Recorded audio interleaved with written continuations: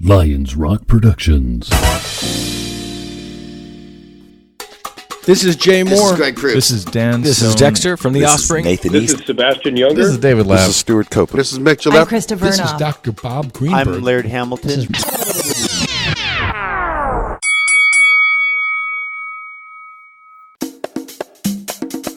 And now, the Break It Down Show with John Leon Guerrero and Pete A. Turner. Hey, this is John Leon Guerrero. Hey, and this is Pete A. Turner. And our guest judge today is Greg Johnson. He's a father, he's a guitarist, he's a guitar teacher, originally from Tustin, California. That's Pete's new hometown.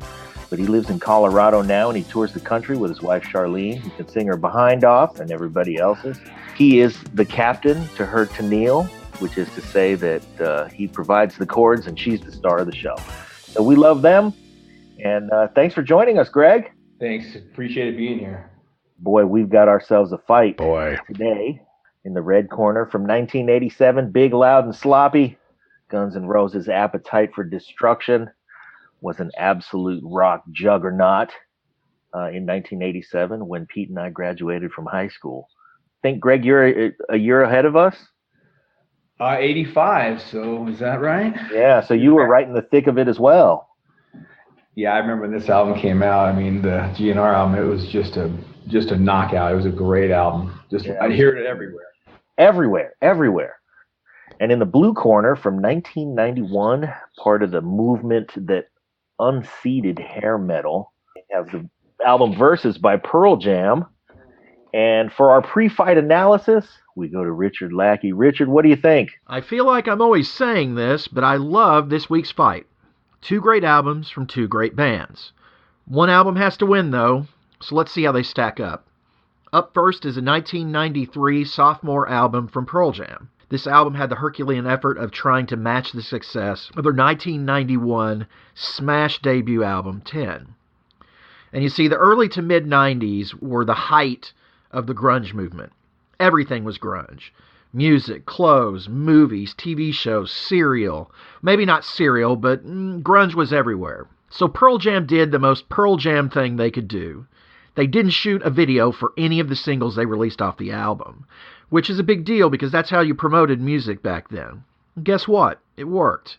It spent 5 weeks at number one, the longest of any Pearl Jam album, and was 7 times platinum in the U.S. I even remember skipping class to go wait in line, because that's what you used to do back then before iTunes, at Katz Music on Union Avenue in Memphis the day this was released. Now it's going up against the debut album from Guns N' Roses, Appetite for Destruction. It was released in July of 1987, just a few days before I headed off to my freshman year of college.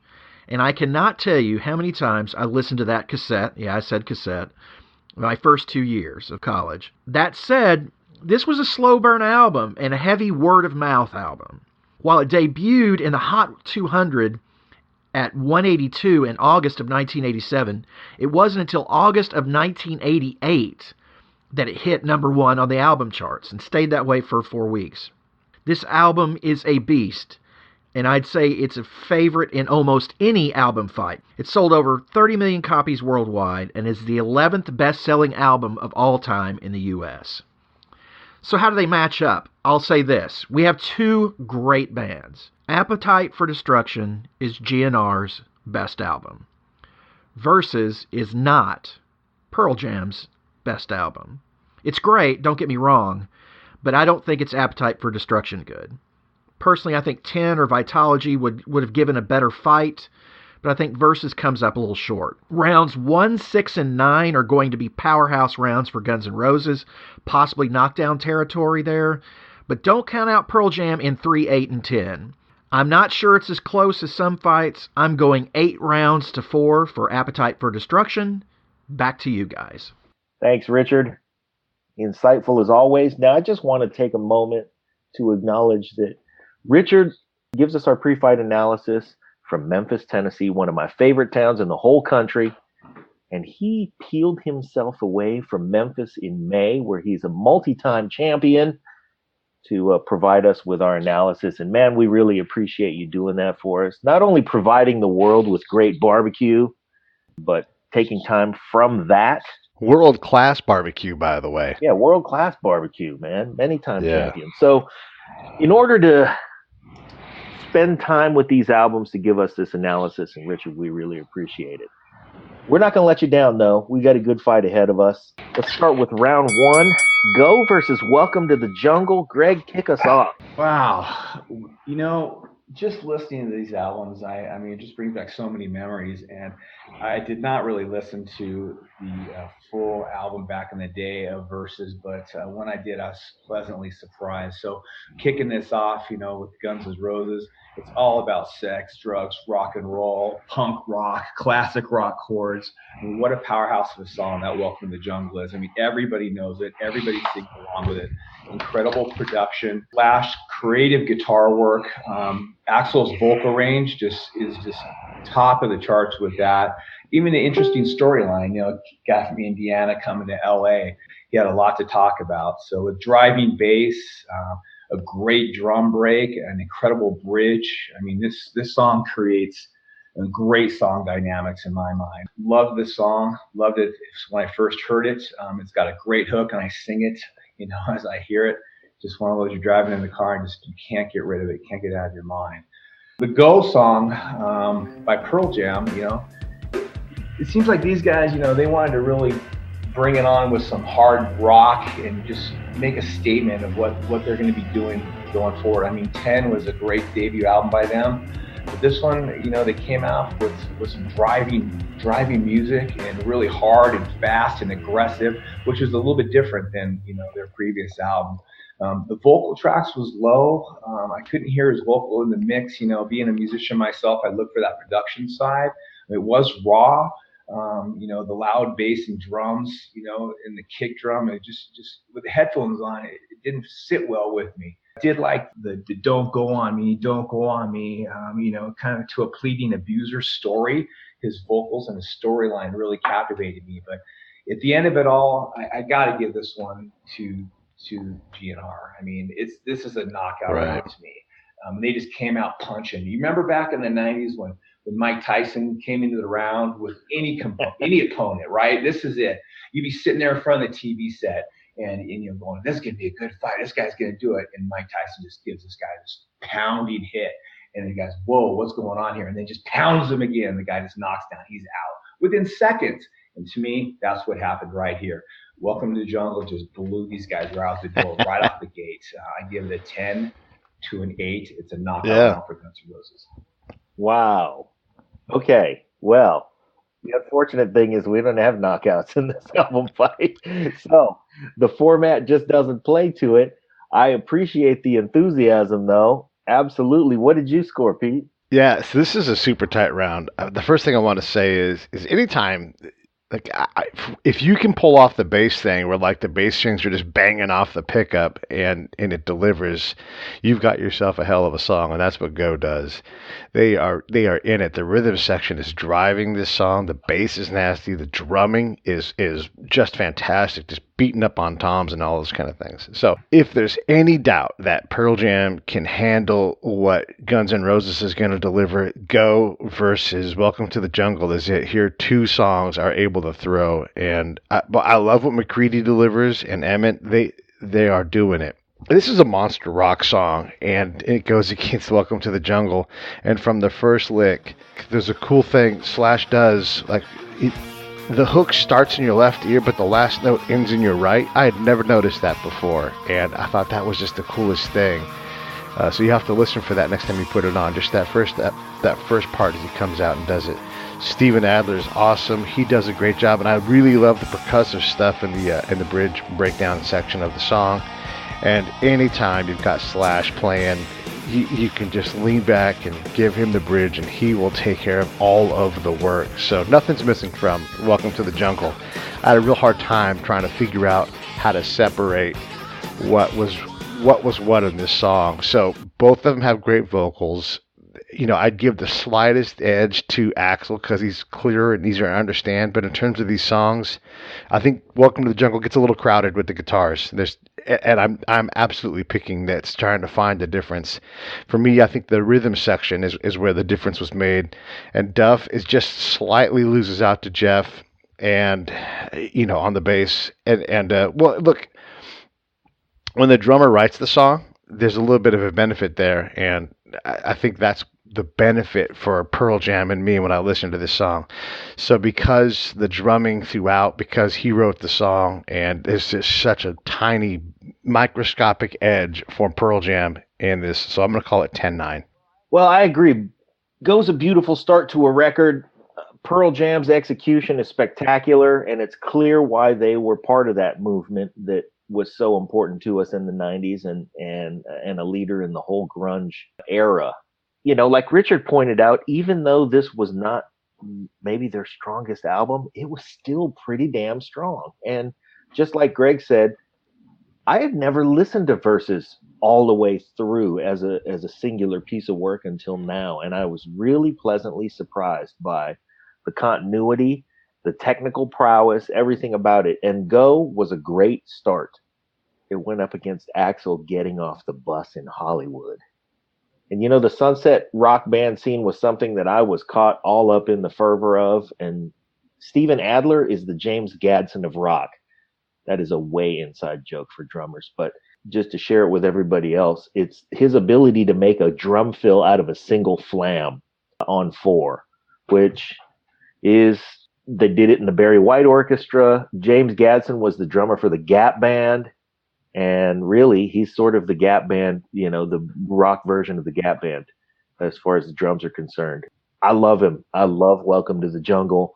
It made a statement that at the time was unequaled, and I scored it 10-9. Now, I didn't score it a knockdown round like Greg did, but I certainly get the sentiment, because it was as musically moving as it was for us. It was really a cultural statement. So I scored it a little tight like you did, Pete, but I think we were unanimous on round 1, and Richard mentioned round 1 being the juggernaut round for Guns N' Roses as well.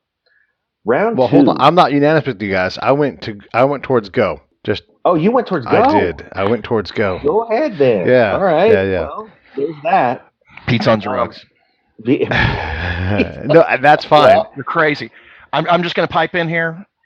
Well, think about this. Welcome to the Jungle is the first song on their first album.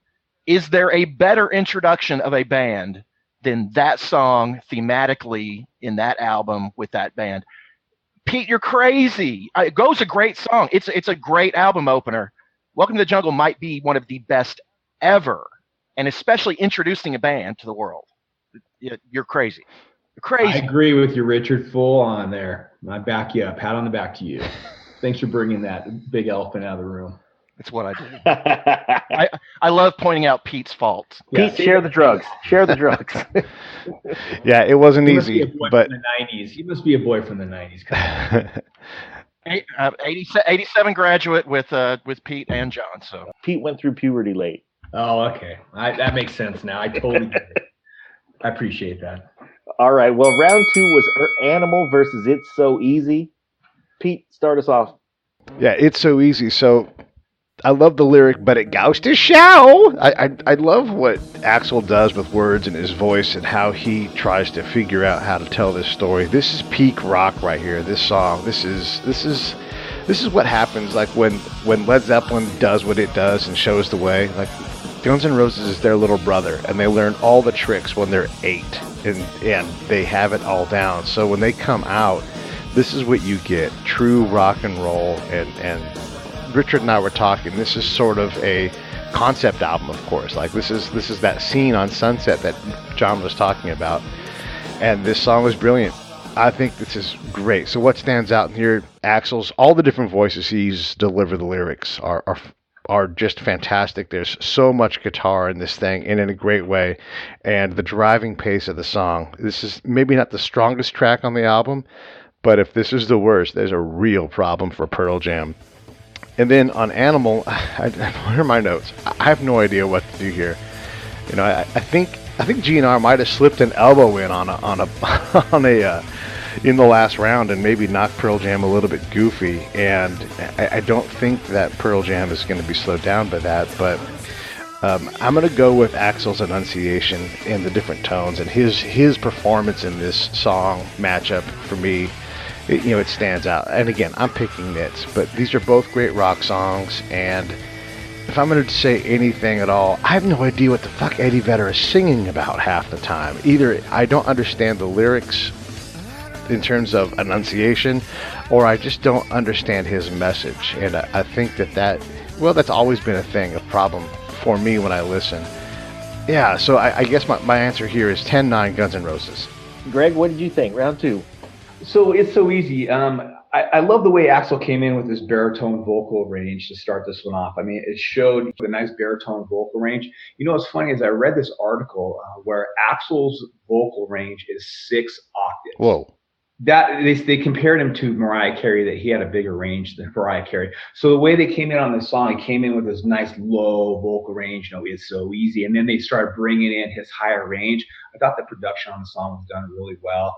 Again, with the driving guitars, it kind of reminded me of a little bit of early Aerosmith, the Joe Perry style guitar. It wasn't as great of a song as Welcome to the Jungle. It didn't come out with a bang, but it did show off their capabilities as musicians. And I know these guys had a lot of time playing before they recorded this. Some of their early stuff, playing the Roxy and the Troubadour and getting in front of those people. They have a story to tell, and it sure came out in the song. Animals was another song that was similar to the first song to me. It was aggressive. It had a nice catchy hook in their chorus. I'd rather be an animal. There wasn't a whole lot of lyrics in this song. 5 Against 1. I think I was reading something, because this is outdated here for me, but that was going to be their album title, 5 Against 1, but they decided on verses, so I thought that was kind of interesting. But lyrically, it was kind of weak, catchy little hook there, but overall, I gave this one again to Guns N' Roses.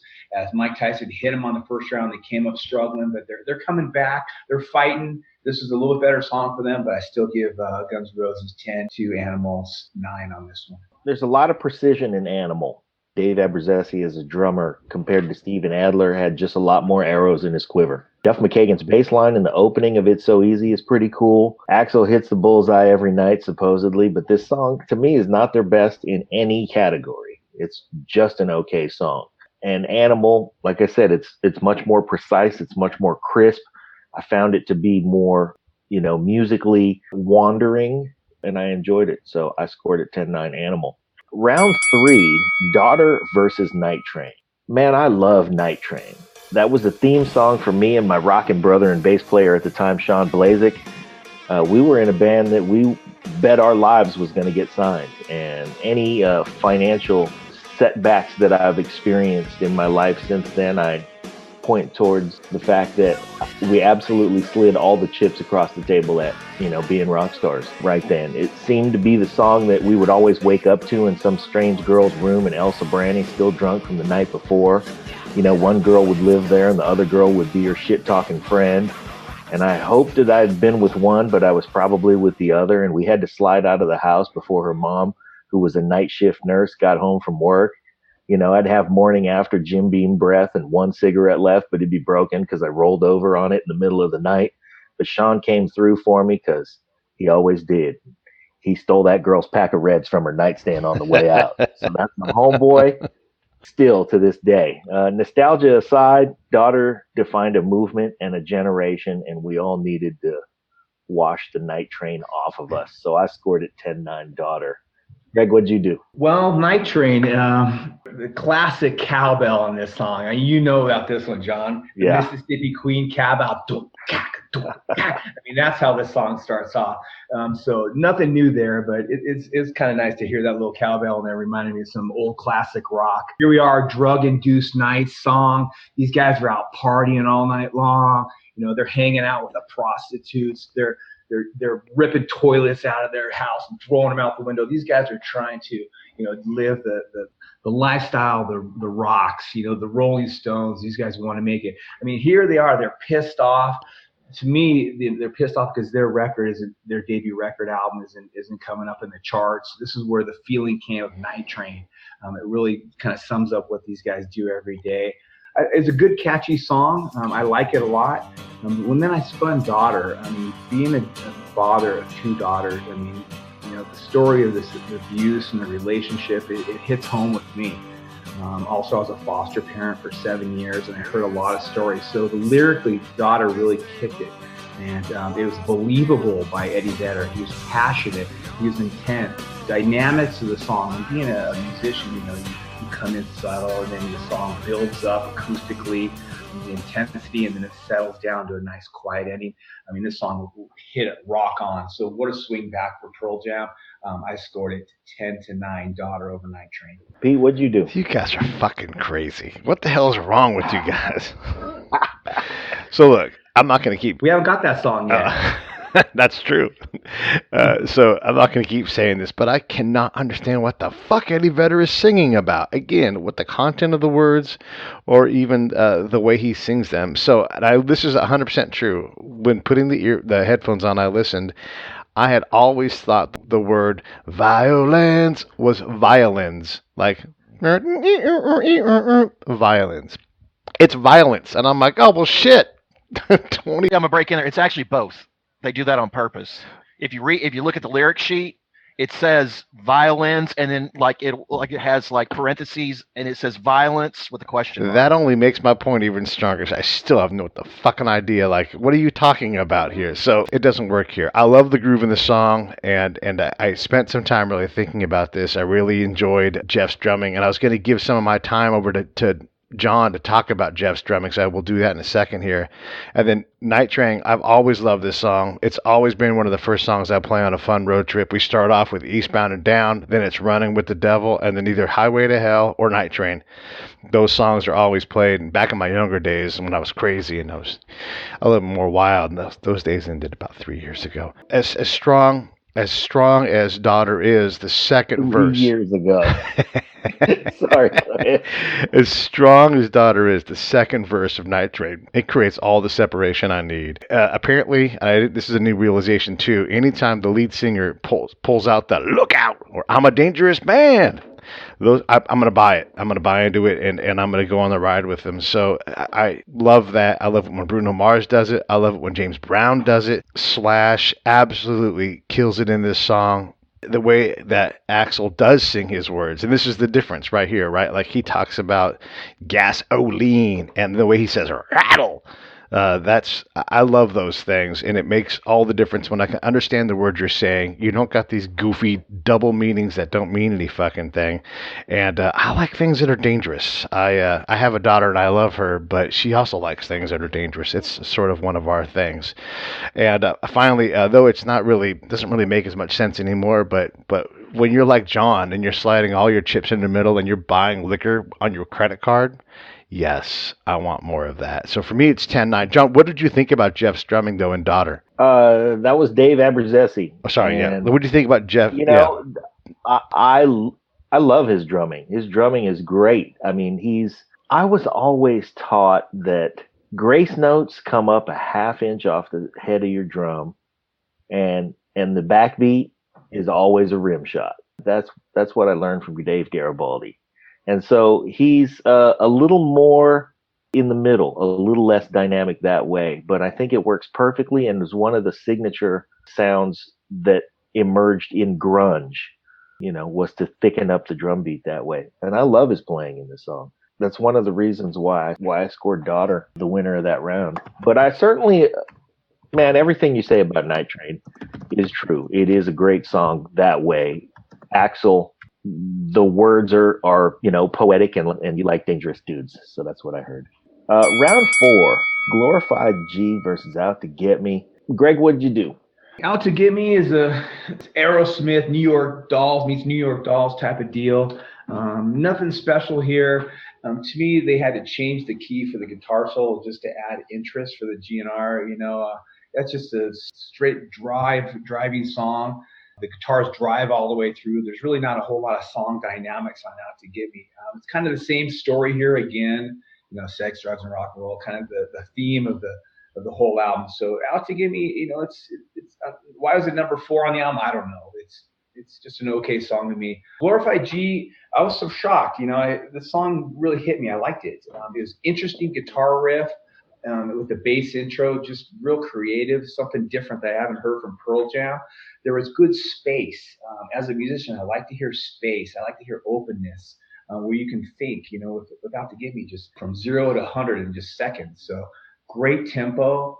That hook, that glorified version of a pellet gun. I just see myself singing that, and I did a little homework on it. I guess the drummer is a Texas boy, right, John? Yep. Yeah. So I guess he went out and he bought a gun, and came to rehearsal and told Eddie Vedder that. He's like, "What the fuck? You bought a gun? Holy shit!" No, he goes, "No, I didn't buy a gun. I bought 2 guns." So Eddie Vedder's like, he was just blown away by this, and it created the whole idea of writing the song. So he was pissed off, that he went out and bought guns. So Glorified D did it. This one is a great song. Out to Get Me is just an average song. So I scored it 10-9, Glorified G. I did the same thing. The thing about Dave Abruzzese that's interesting, he did grow up I think he grew up in Mesquite, which is just country. And you think about, his country background, but he was born in Connecticut. So I'm not sure what was going on there. Same thing though, when I listen to Out to Get Me, it starts too high and it doesn't have any room to go any higher. So Glorified G it's musically complex. It's a song woven from strong parts. Everybody's part is strong. There's compositional movement, the contrast of thickness and economy. It's a nice head-bobbing groove. It's got country influence, but it's funky. Stone Goddard and Mike McCready play off each other beautifully. It's funny that in the song you notice the drums and I notice the guitar. But Jeff Ament plays an upright bass in this song. By contrast, I think Out to Get Me is a fighter showing signs of wind in the 4th round. So, agreed. It's just more of the same. 10-9 Glorified. Pete, what did you score? Yeah, Out to Get Me is, we're talking about, like Greg said, this is the 4th song, and it just followed up 3 very solid rock and roll themed songs. So when you don't step the game up again, it's going to show. So this isn't the strongest song on this album, and of course, as always, look, we love these albums, otherwise we wouldn't be talking about them. So hashtag, the disclaimer, we want you to buy these records, we want you to listen to Pearl Jam, give them a spin on Spotify, same thing with Guns N' Roses. So understand where we're coming from. But look, Out to Get Me, if Guns N' Roses is still playing it live, it's part of a medley. They speed it up and get through it in 2.5 minutes. This isn't their best song, and that's just how it is. And then Glorified G is just one of those songs where, look, Pearl Jam can't even make sense of it. Everything I read about them talking about it, every interview I listened to was they're like, we don't know, it just works. The lyrics come from some scribbled notes, like Greg talked about, from the band in a chat, and it's sort of just one of those happy accidents that happens when you're all in the mix and you're making a great album and like, let's just try this. And this is a change of pace, and I think it works nicely in the album. So I'm going to go Pearl Jam 10-9. Okay, I also just want to piggyback on your comment about, how we love these albums, because I just referred to Guns N' Roses as a tired fighter in the 4th round. And I'll just say, if you want to talk shit about a Guns N' Roses album, shit's about to jump off because I'm going to punch you in the mouth. So that's how we feel about and this is a guy who just scored that round, the round of a tired fighter. So yeah, absolutely. Like Pete said, we're not talking smack about any of these albums. They're only in the ring because we absolutely love them. I want to hear from Richard. Yeah, I'm going to pipe in here a little bit. Richard's scorecard. He had. I'm the lone man out on this one. Yeah, he had Out to Get Me as a winner. Okay. First of all, Glorified G. I love the melody. I love the instrumental work and everything. But Preachy McPreacherson, shut the fuck up. Yes. Yes. For God's sakes. And I don't mind. Look, I don't mind politics in my music. Some of the best rock songs. But Jesus Christ, Vedder, we get your point. Get that ham off your fist. I saw them on this tour in Memphis. It just so happened the same weekend as this concert, they had a gun show at the fairgrounds. And before they played this song, Vedder lost his shit about it because there were signs everywhere about a gun show. So we got about a 5-minute lecture on guns and stuff like that. And I'm not here to make that debate or anything like that. And I'll give Pearl Jam credit. They were 20, almost 30 years ahead of the current debate and everything. And I just want to say about Out to Get Me. It is a perfect encapsulation of paranoia if you listen to it.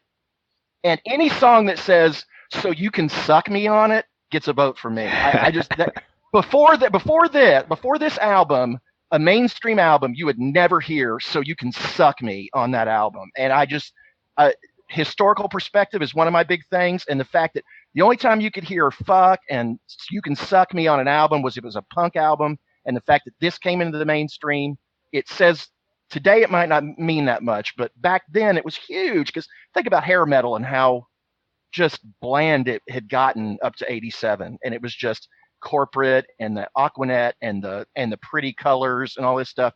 And then here comes this band, and they say, "So you can suck me?"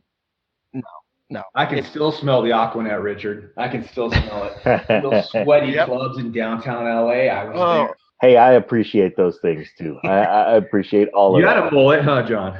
Oh, come on. Anyway, I love Pearl Jam. This episode of the Break It Down Show is brought to you by Lions Rock Productions. That's us. We publish, evaluate, and develop podcasts just like this one, consult others to build their own, and create associated content and content marketing strategies. So if you're launching or expanding your social media presence, your business or your personal brand, or if you just want to take your media presence to the next level, reach out to us on Twitter at Pete A. Turner or at JohnLG69 at the Break It Down Show. There's 1,000 ways to get a hold of us. Now enjoy the show. So don't get me wrong, that drives me crazy. I love to hear that. I just want to point out that Prince talked about fucking his sister in 1979. Anyway. Yeah, Prince was the head of everybody. Everybody fucks their sister now. Right. Just groundbreaking. Got gross. Musically speaking. Okay. Pete, do you have any sisters? Do you have any sisters? No. Okay. But I've had a lot of sex with a lot of people's sisters. If you dangle your sister out there, she will get snatched up. All right. Or at least up to 3 years ago, she would. Yeah, I'm good now. Round 5 is Dissident versus Mr. Brownstone. Pete? So here's the deal, and Richard kind of touched on it, so we're going to get into this part of the Pearl Jam album. Each of these songs right here, Dissident and Mr. Brownstone, are about failing struggles, right? So which one's better? I mean, thematically. And here's the bottom line, and I'll keep this brief. One is about a lady who's housing a dissident, and she's terrified of losing her security, so she gives up her morals, or ethics, which ultimately leads to her, losing, meaning in her life. And I'll tell you right now, if you wanted someone to break the law, Guns N' Roses would do it. If it was housing a dissident, they wouldn't be going, "There's a dissident over here!" and all scared. I don't like cowardice. I think it's fucking bullshit. And if you're going to stand up in a political song and sing about that, sing about how you dug deep and, you went for it. I just don't dig cowardice as a theme for a song. Brownstone, Jesus, that is a good song. And though I don't like addiction and drugs and all those kind of things, this is a rock and fucking roll album, and so I'm going to definitely go GNR 10-9.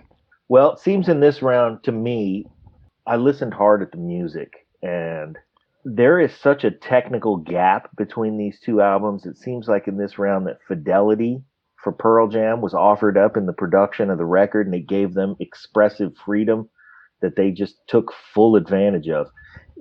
That's true for the whole album, actually. 91 really began the digital revolution, which had nothing to do with the difference between the recording of these two albums, but I think it became something that influenced the capture of records in general. Appetite was recorded at Daryl Dragon's studio, which I'm throwing back to my intro for Greg being the captain to his wife's Tennille.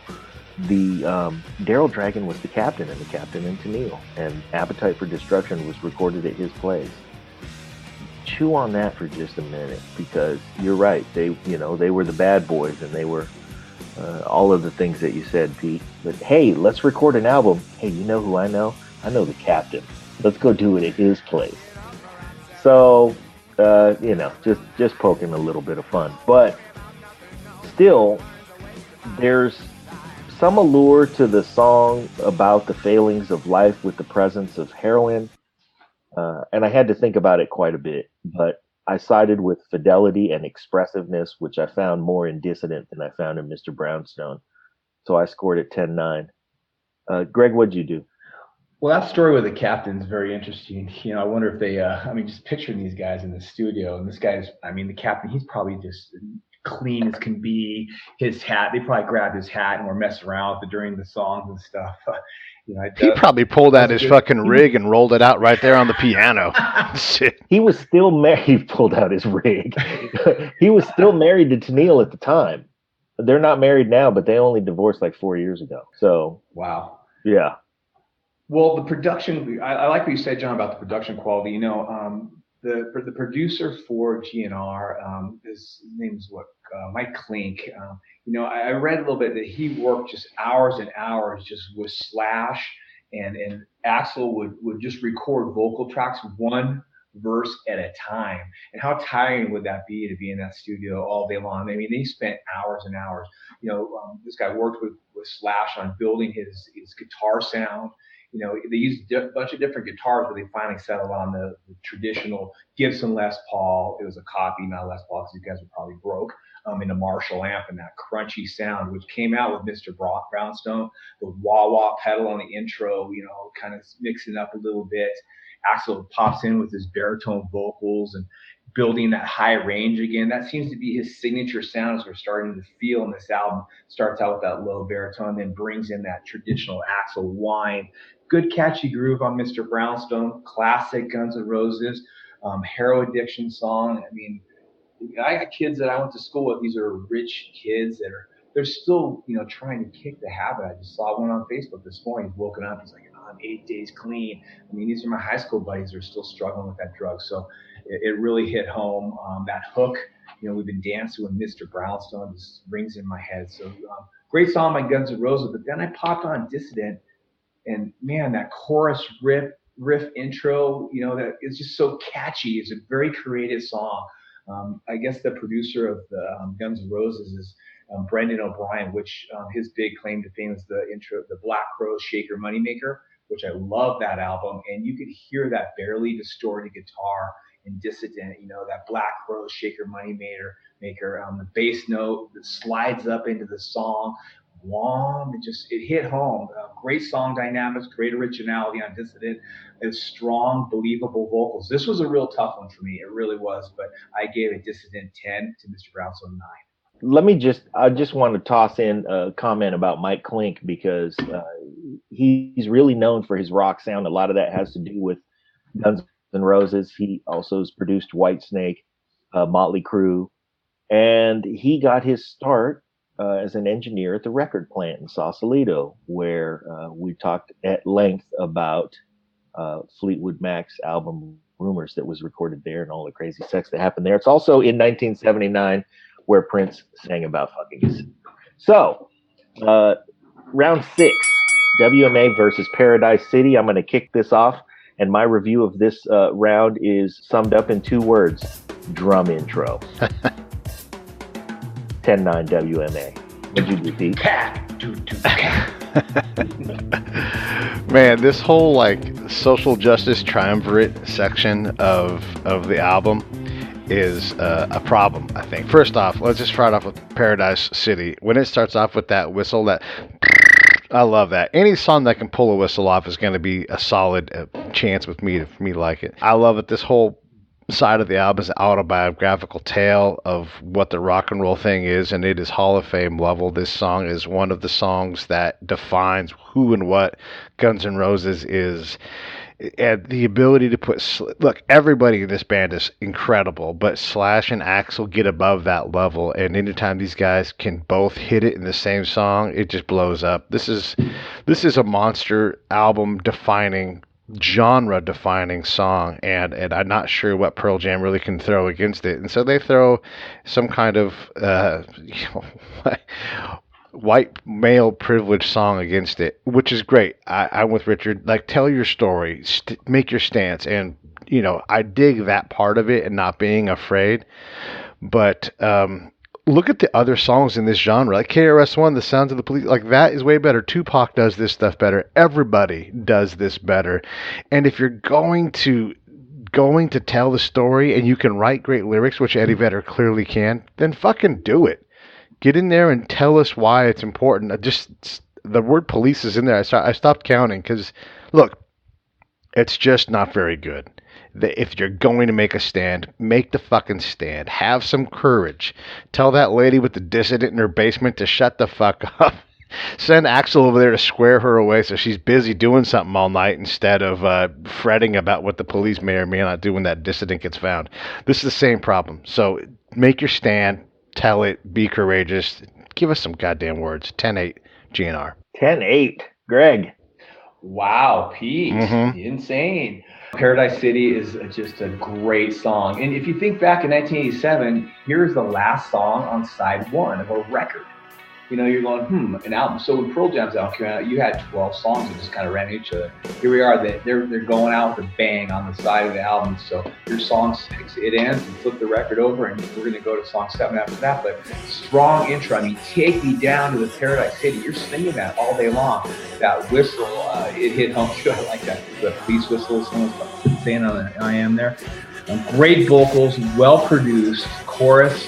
I sing along with it all day long. I can just see when they kick it in, Axl Rose with that mic stand, just dancing around the stage, was just strutting it. I mean, this song is just their powerhouse. Good, solid all around. I guess they could have cut off the jam at the end, just kept on going, or they just an extra minute or two. They could have trimmed the fat here, as a producer would say, but they ended strong. Where WMA, good jungle beat. I mean, the bass line throughout, just kept going. It's kind of a loop track type of drum bass line. It seemed like it was a filler song for Pearl Jam. I think this song kind of got lost in the album. Song 6 really wasn't the end of an album for them because there wasn't vinyl. It was all CD. It had strong lyrical content about police brutality, but to me, this is another knockdown. I mean, Mike Tyson came in again and boom, not a knockout, but a knockdown. Paradise City, 10-8.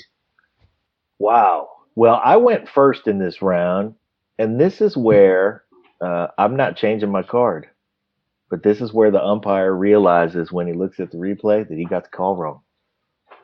Get your eraser out. I can't do it now. The one thing they teach you in umpire school is once you make that call, you stick to that fucking call. Okay, round 7, Blood versus My Michelle. Greg, kick us off.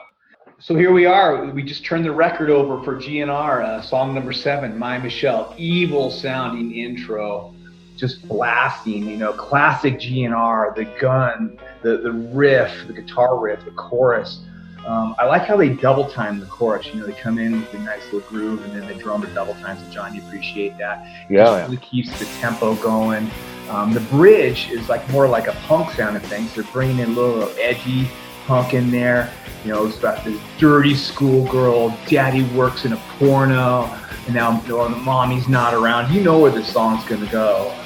The blistering guitar solos from Slash. Just a great start to a record. I really like the My Michelle. It's a little bit different for Guns N' Roses, a little evil sound in the beginning. Blood is an aggressive rock song, kind of like what they did on the first two. The vocals. I mean, Eddie really ripped his vocal cords on this one. I don't even know if he was able to sing any more songs after he came out of the studio with this. A little bit of wah-wah guitar for them. I don't know which guitar player did that, Mike or Stone Gossard, and they're both great guitar players. But they did break it down a little bit on the bridge, blasting back to intensity on Blood. To me, it felt more like a filler song, very few lyrical content.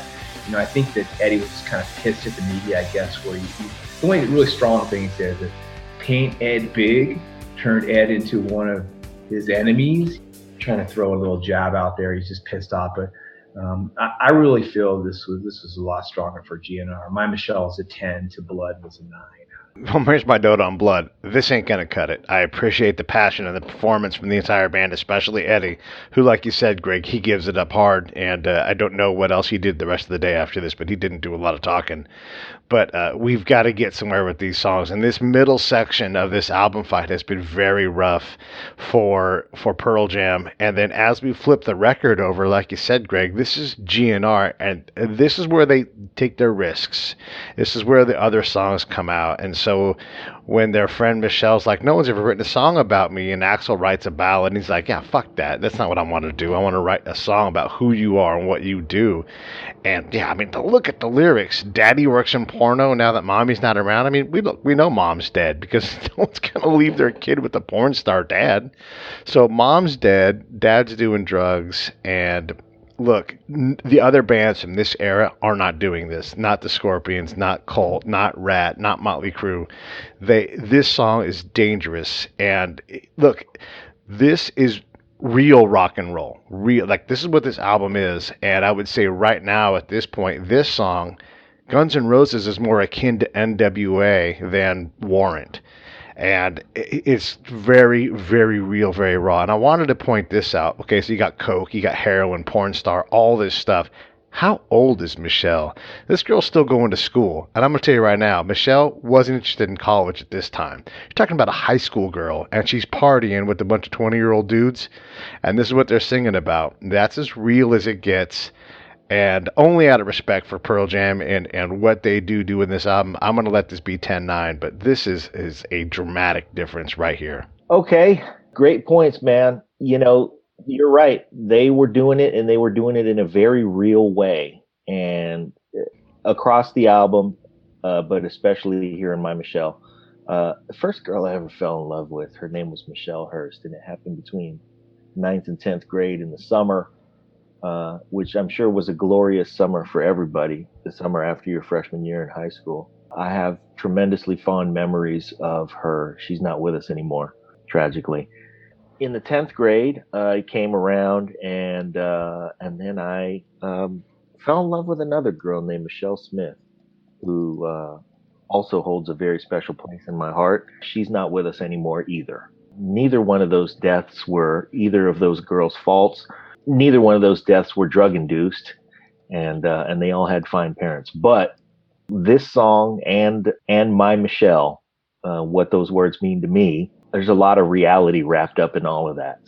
I don't know that there's a song that you could put up against a song that helps me reminisce about my two Michelles that would have a chance in winning, especially not Blood.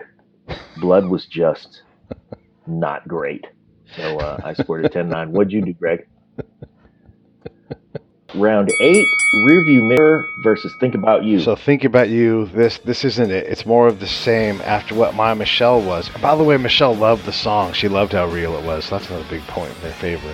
But this falls short of the mark.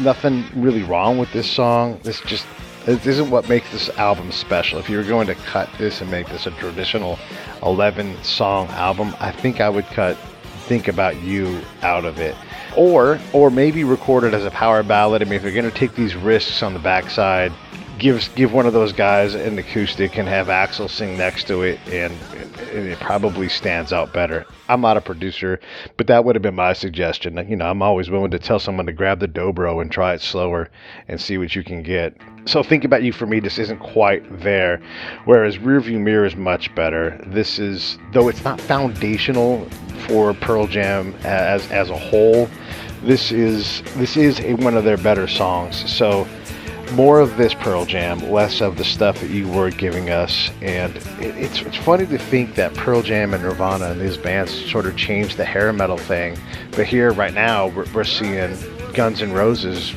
up to this point kind of dominate. So even though the hair metal genre kind of was killed off by this era of stuff by Pearl Jam and their peers, this album isn't holding up all that well in terms of that. So there's something else that's happening, and as I'm thinking about that, I'm going to give this round 10-9 to Pearl Jam.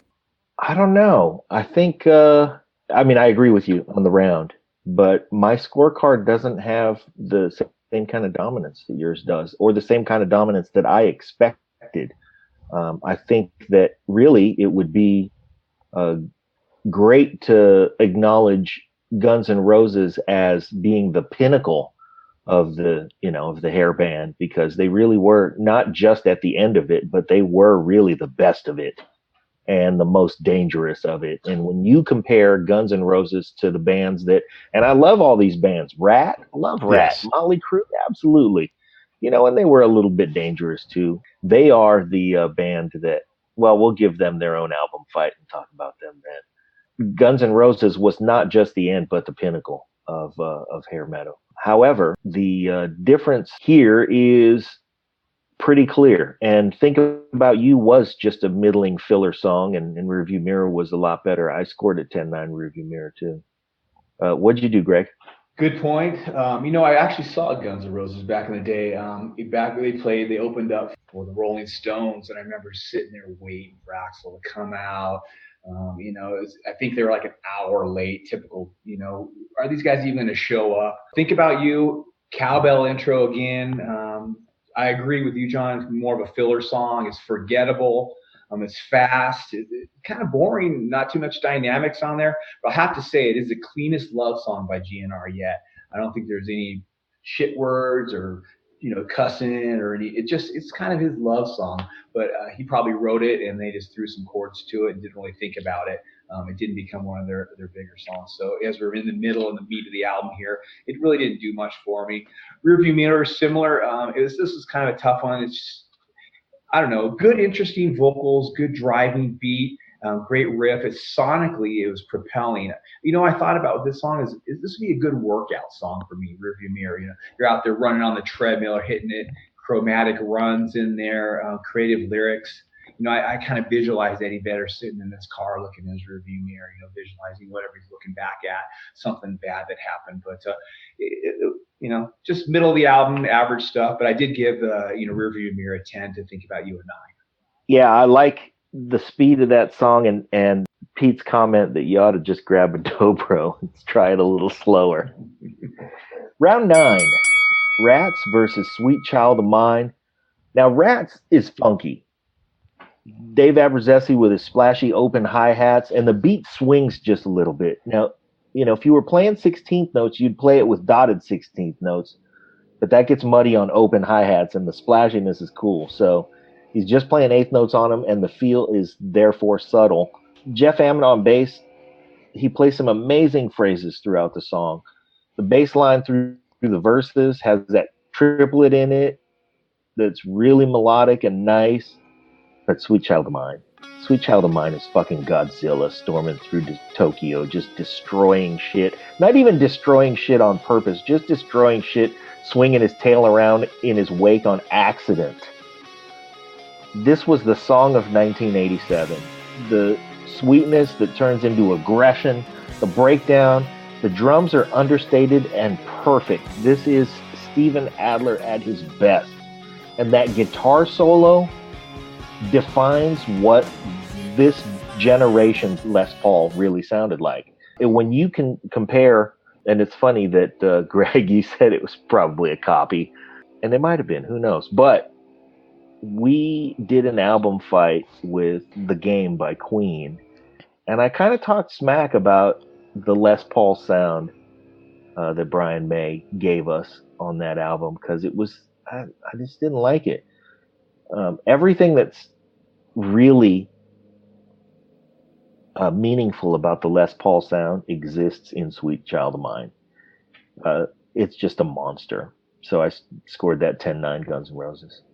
What did you do, Pete? Rats is a total change of pace, and I love the song because it's such a weird pick. And like you said, John, it's funky, and there's some other genre mixed in there. I'm not good enough to identify what it is, but there's some different things that are happening. I love the work on the bass. I dig Eddie really putting all in on this song and really selling it. I mean, that's what you want from a lead guy. It's like, these are the words, I'm really going to deliver this song. Everybody does their job, and one of the things we've learned on this show is you get your whole life to prepare for album 1. And then album 2, like, yeah, do it again, do it faster, do it better. And this is one of those songs where maybe they needed some more time to really get it there. This song is okay, and like I said, it's weird, and so it works out. But I'm very interested what Pearl Jam 10 could do against Appetite for Destruction. They're both 53 minutes long. If you count the hidden track, they're both 12 tracks long. So I wonder if we do a rematch at some point. But A Sweet Child of Mine, this just isn't a fair round. There's no way. Sweet Child of Mine it's risky. They pull it off. Whatever their peers were doing in the rock side of things, Motley Crue, all of those guys, this song isn't what they were capable of doing, and it's what makes Guns N' Roses, at least in this album, special. So this song puts them in a different place. Boy, these guys party. They party hard. It's dark, and they don't mind talking about it. You can give a breakdown to Slash or a bridge, any part of those songs, and he will absolutely deliver. It's just marvelous the way everything comes together and takes this band to a different place. This for me is 10-8, Guns N' Roses. Wow, Greg? After listening to Rats, maybe Rats don't seem so bad after all. He speaks very highly of them. But musically, it's pretty forgettable, even though somewhat out of the box for Pearl Jam, funky groove bass line. Too bad it got matched up with like the Godzilla you're talking about, John. Sweet Child of Mine, what more can I say about this song? I mean, it's perfectly written, perfectly arranged. Even Sheryl Crow did a great version of this. I mean, I looked it up on YouTube. So many people have covered this song. And what does that tell you? The song is just killer of a song. So I'll be short and sweet on this one because I think everything's already been said. Sweet Child of Mine got a 10 versus Rats 9. Hey, I also want to shout out Bob Carver because he fucking nails this guitar. What up, Bob? Yeah, what's going on, Bob? He's our friend. He's in the band Strange Brew, and they play a great version of Sweet Child of Mine, and fucking Bob Carver kills. Round 10, Elderly Woman Behind the Counter versus You're Crazy. Greg, start us off. As I got into the night last night, I was starting to listen to these songs. My ears started getting tired, and it's going to take more to inspire me as we got deep into this album. I mean, this is a 12-song album on both sides, so you have a lot of music to listen to. I love acoustic music. As I slow down and I get a little older, I've kind of toned down a little bit, and I love the acoustic sound of Elderly Woman Behind the Counter in a Small Town. That's a long title. It was a great groove. It hit home with me. I love that song. You're Crazy just didn't do it for me, so I'm not going to be too critical on this one. I loved the Pearl Jam song 10-9 over You're Crazy. Pearl Jam's they're finishing strong. Where they got beat up pretty hard in the beginning, but I'm starting to like these guys. I'm starting to like them. They're believable, even though Pete, you did say you don't understand the lyrics. I think that's Eddie Vedder's style. He doesn't want to just throw it out there like spitting and puking and fucking and cussing and shitting and barfing and drinking and all the stuff that that Guns N' Roses are doing. He likes to hide the true agenda of what he's trying to talk about. This is a great song about this lady that's just stuck in a hometown and she's really going nowhere in life, and it's well done. So 10-9 on Elderly Woman. Boy, I love the way you string verbs together, Greg. Pete, You're Crazy. I love the lyric. Bring it down. I love that. You're fucking crazy. But I have to talk to Axl real quick and take an aside with him. You're writing a song about a girl being fucking crazy. One, look in the mirror, and two, isn't that what you're chasing? Like, do you want normal, sane, calm bitches, or do you want, the crazy ones? Steven Adler had them all bent over in his room saying it's too easy a little while ago, and now we've got this. So these are the kind of songs that were killed off by the grunge movement, and I'm positive that if they could go again, they would maybe do this song slightly differently to get to where it needs to get to. It doesn't quite get there for me. It's great, and the album is great, but I'm just going to call this song Elderly Women. Those that know me know that I don't like long titles, and this fucking title is ridiculous. It's not even Elderly Woman Behind a Counter. She's also in a fucking small town. She drives a Rambler and has a brother named Jesus that she doesn't know about until she's 28. Way too fucking long of it. Just Elderly Woman, get on with it. And imagine that album title on your cassette. How the hell you even fit that on there? You're just being dicks. So shorten that shit up. So other than that, the song really, honestly, is not my cup of tea, but it doesn't matter. It resonates well with people. They go crazy when they play it. And so I'm going to side with the people and the crowd as they cheer in this round. I'm looking around going, what the fuck? This guy's complaining about crazy people, and this band's playing some stupid long, what the hell? The crowd's loving it, so I'm going to go with the crowd. 10-9 Pearl Jam. Yeah, this for me was a round that was Guns N' Roses coming out prepared to lose. this round. If there was anything that you'd want to be matched up with on this song, on this album, I think it'd be You're Crazy, because, we talked about that a little bit earlier with Think About You, but I think You're Crazy is a forgettable song too. I like the way you punctuated that point, Pete.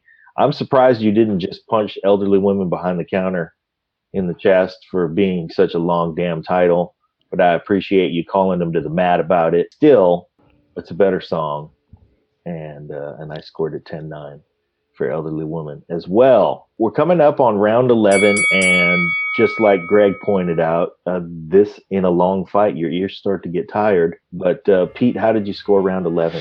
When I don't like 90s music, it's a song like Leash that does it for me. It's this self-loathing shoegazer kind of crap. Look, again, I never fully understand what Eddie Vedder's getting to or talking about, though I love it.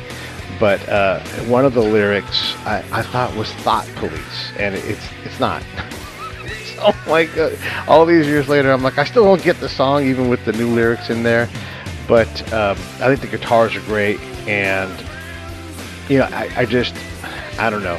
The song is okay, but anything goes, and I appreciate the theme of the song and everything else. Neither one of these songs do it for me. Neither one of them is great. Anything goes. Look, here's what Wes Maybe taught me. Sometimes when you look at a band like Led Zeppelin, in his case, you say, I know what they're capable of, and this is not it. And so for that reason, 10-9 Pearl Jam. I scored it the other way, but it's funny that there are typically songs where there are tight margins for, well, this one's just a little bit better. And in my case, between these two songs, I was like, no, this song bothers me less. Yes. And the song that bothered me less in this case was Anything Goes. Leash, it is, for the things that you hated about grunge, it's like, for a person who survived the hair metal time period, to be taken over by grunge, we look back on it now, and there's a lot of great songs, that happened that were grunge songs, but there were some things that sucked about being overtaken by grunge, and Leash was one of the things that sucked about being overtaken by grunge. So I scored it 10-9. And I'll just throw a couple of things here. Anything Goes is an old song that came from before even the Guns N' Roses time. I did a little homework on this one, because I'm like, where did these come from? Where are these diggity songs? And, the band Hollywood Rose, and then the LA Guns. That's the whole Guns N' Roses, the reason they got their name. And this Anything Goes song came from Hollywood Rose, which is Axl's first band. He eventually became GNR. But this song just, to me, didn't really have much going on. Leash, I gave them a 10 over this one 9. So I'm with you, Joe, on this one. But well, round 12. Okay, I like a bass line that is a conversation unto itself. I think it's cool, the evolution of the bass in just the last couple of decades, and the way that it's become a more melodic instrument, especially in rock. So the bass part of the bass line is a concrete slab, and the harmonics are beautiful, and the song is nice, but Rocket Queen is more the finale that I needed. My ears were tired, and it turns out they were also sleepy, and I just needed that kick in the ass before I ended this all, and that's what Rocket Queen gave me. I watched the video, and I like chicks kissing. Rocket Queen, 10-9. It's been a long, hard fight, and I'm with you, John. What I needed was a good, solid closeout, and I just did not get that from Pearl Jam. And I love what Rocket Queen does. It may not be the top 4 or 5 songs on this album, but it is an excellent song. So I'll take 10-9 for Guns N' Roses. All right, Greg, you started the album fight off, and we'd like you to close it up. So bring it home for us. All right, guys. Well, here we go. So Rocket Queen, my ears were tired too. I was, lots of distortion, lots of intensity. Out 12 songs when Rocket Queen came in, I did a little bit Google on that one. And the story behind this song, Axl Rose was sitting in the studio. He was in his vocal booth, and his drummer or his girlfriend was in there with him. And she starts, moaning and groaning, and they're like fucking in the little mic room. and they recorded that, and that came up on the song, and just Rocket Queen and that is just kind of an insane story. Another one of those Guns N' Roses classics. My ears were tired, my eyes were tired. I was kind of, burning out. Rocket Queen is a great song, I have to admit. But then I popped on Indifference, and I'm going, wow, the haunting, the space, the hopelessness. I like The Cure, and they have a song called Sinking, and I just love the feel of that. And Indifference did it for me. It just rounded it out with the real quiet. So I'm the odd guy out on this one. Indifference hit it for me. This was a very, very tight round, and I thought when going into this that Appetite was going to blow it away. But to me, at the end, Pearl Jam, song by song, did it, and they got a 7-5 overall. So to me, wrapping it up, Indifference, ended the night the way I wanted it to be. So I gave them a 10 over Rocket Queen 9. As weird as that may seem, guys, on its own, if you were to flip it at the beginning of the album, I might have scored it different. I don't know. Well, get down and boogie. Yeah. Well, this is a great fight. It was a good long fight. I appreciate you guys hanging in there with us. And for our post-fight analysis, wrap it up for us, Richard. Let's take a look at some post-fight numbers. This week we had a split decision, 2-1 for Guns N' Roses' Appetite for Destruction. If you take the 3 official cards and add them together, we've got a 342 for Guns N' Roses to 339 for Pearl Jam. Average those, and that comes out to a fight of 114 to 113. Now, my unofficial card, I had it not quite that close. I had 117 for Appetite for Destruction and 111 for Versus. I had originally, in my predictions, said 8 rounds to 4. It actually turned out to be 9 rounds to 3 to 1 tied round. So let's break this down a little bit tighter, and let's look at the rounds that I said were going to be important rounds for each band. I did 3 rounds for each. There's 3 judges, so that's 9 possible points. If you look at Versus, I said rounds 3, 8, and 10. 8 out of those 9 points ended up going to Pearl Jam. But the significant thing here is there were 0 knockdowns in that situation. Now, Appetite for Destruction, I said rounds 1, 6, and 9 were going to be important, maybe even big rounds, and 7 out of those 9 were correct. Now, you might say, wait a minute, but Pearl Jam ended up winning out the rounds they're supposed to, but for Appetite for Destruction, 4 of those 7 rounds were knockdowns. So that's 2-point swings 4 times. Also of note, during this entire fight, not even the rounds that I thought were their strongest, Versus didn't get a single knockdown. So you sit there and you look at those points, even though it was fairly close, you end up with a win for Appetite for Destruction. Thank you, guys. Back to Pete and John. Pete, good choices. Greg, good choices. I will concede that the result of this scorecard for me, I had Pearl Jam 115 to Guns N' Roses 113. I'm going to concede that I got Paradise City wrong, and that made all the difference. This is painful. It does make a difference. This is painful. Hey, we threw these albums in the ring, man, because they both deserve to be in the ring, and it was a great fight. As always, look, Greg, thank you for doing this. I know you're like, I don't know what to do, and I'm like, you're going to do fine. You did way better than fine. Yeah, and it's such one of the things that we do, and we always say this, but it's important to say it every time because, look, we all win. We all get to listen to these great albums. You two hadn't listened to these albums all the way through in forever. I'm in the same boat. I've owned both these albums in a number of different formats, but to go back and listen and hear completely new things is just fantastic. So, thank you guys for doing this with me. I really enjoyed it. Thanks for having me. I had a great time. This was something I've never thought of, and I don't know if you created this thing, you guys, but what a way to match up songs and albums. The format is incredible. Bringing it to like a boxing match, track for track. It's just I had a really good time. So I appreciate you inviting me and letting me talk about this. And I have a new respect for Pearl Jam. I wasn't a huge fan of those guys, but I think I might start listening to some more Pearl Jam. So. Hey, I had the same experience. New respect for Pearl Jam. I mean, I always did respect them like you did. Hey, I also want to shout out Brad Hutchings for hooking us up with great album covers week after week. He's a little bit bananas, and we like him. So, right on, Brad. Thanks for that. Thank you, guys. Appreciate it. Thank you, Richard.